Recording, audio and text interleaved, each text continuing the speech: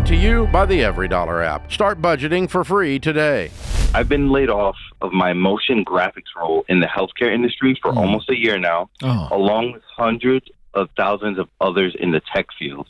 Now, I'm aware that older strategies like walking in person with a resume, applying on LinkedIn, or even new strategies like using AI to update my resumes and stuff like that aren't the best solutions anymore.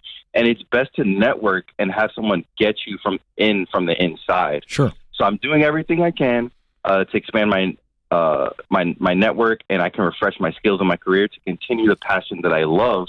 So that being said, I'm trying my hardest to update my skills to land a new role. But even if I land something, there are still hundreds of thousands of other people like me who are stuck. So my question today is, does the presidential election, can that affect the job market at all? And who can I vote for to best impact the job market for job seekers, especially the tech field?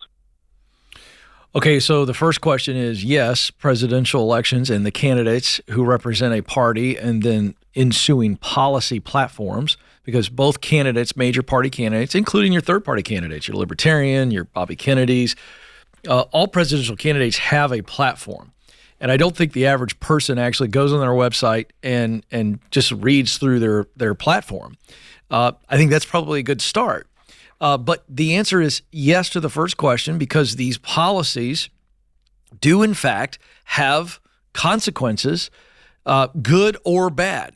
And when you're talking about jobs, there is a difference in philosophy between the two major parties on what creates jobs. And you've got to do your homework on that. I'm not going to tell you how to vote. You didn't necessarily ask me to, but you got close. And I think what you have to look at is, what do you believe, TJ,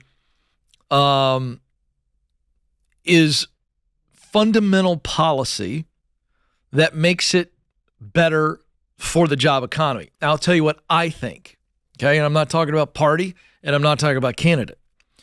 I believe that lowering taxes for small business is a fundamental policy that will always have a positive effect on the job economy. Why?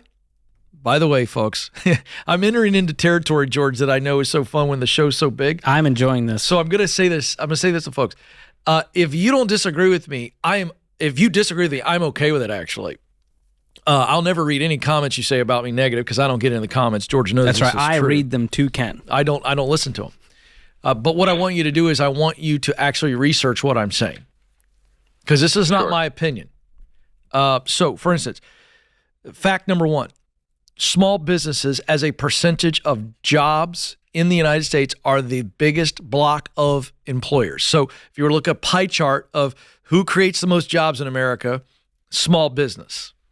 So I believe in lowering taxes, keeping taxes at as low a rate as possible for small business owners, because they are the ones that are hiring people in the zip codes all around this majestic country. That's one thing I would look at. So which candidate, which party platform supports that? That's just one example. I could keep going and going and going, but you have to look at and say, what do I think of these candidates around their economic policies on raising taxes, lowering regulations, things like that, that make it harder for people to hire.